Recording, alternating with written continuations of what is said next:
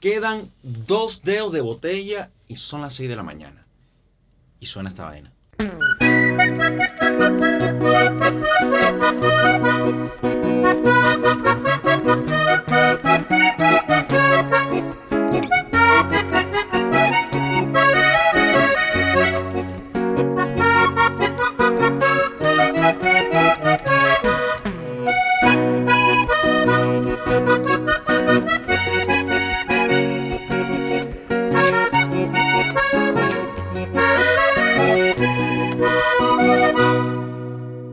Comenta debajo cuál canción es esta, quién es el compositor y el artista. Si no adivinas el artista, grave. Muchas gracias por ver este video. Si te ha gustado, dale like, comenta, compártelo, síguenos para más contenido. Y te recuerdo que somos FZ Academia, Escuela de Música Online. Y en nuestro perfil está el enlace de nuestra plataforma con nuestro curso de acordeón, guitarra, piano, caja, guacharaca y mucho más. Nos vemos en un próximo video. Hasta luego.